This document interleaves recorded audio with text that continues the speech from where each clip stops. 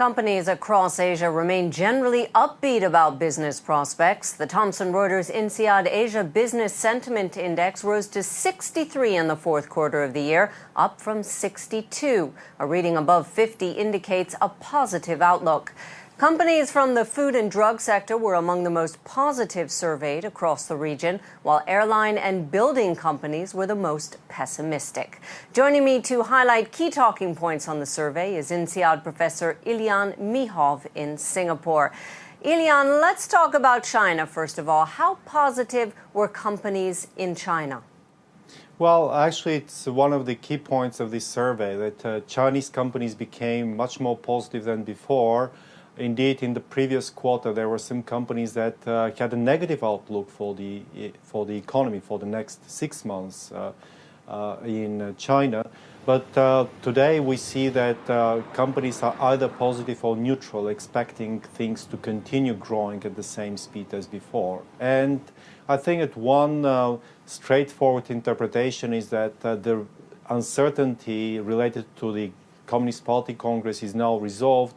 There is clarity and there is trust that the new government will be able to continue the growth miracle of China. Now, one of the glowing and growing areas of Asia in 2012 has been Southeast Asia. Is that still looking as strong in terms of sentiment and business opportunities as we close the year out?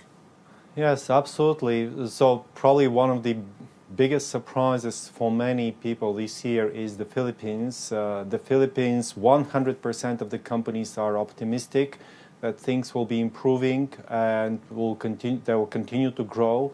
Indeed, this year growth will be 5-6%, and next year probably even more than that.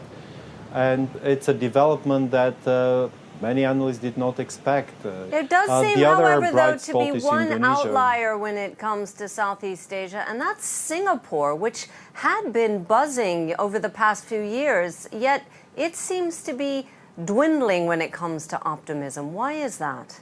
And I think that probably companies are a bit more neutral here than in other parts of Asia, Southeast Asia, because Singapore is very much dependent on what is happening in the US, what will happen with the fiscal cliff, uncertainty related to Europe, and of course still China, whether this growth will continue. So, well, we both know, you in particular, that Singapore is becoming a very expensive place to live. Just one quick final note, and that's into the sectors. It seems that food and retail were the most positive. Why is that? Well, I think that with growth in, especially in countries like the Philippines, in Indonesia, in China, in all these countries, so the consumption of staples, the consumption of basic food is increasing as people become richer, as a lot of people are lifted out of poverty. And also the retail sector becomes more organized, so you can expect companies who are in this business to do quite well, and that's why I guess they're very optimistic.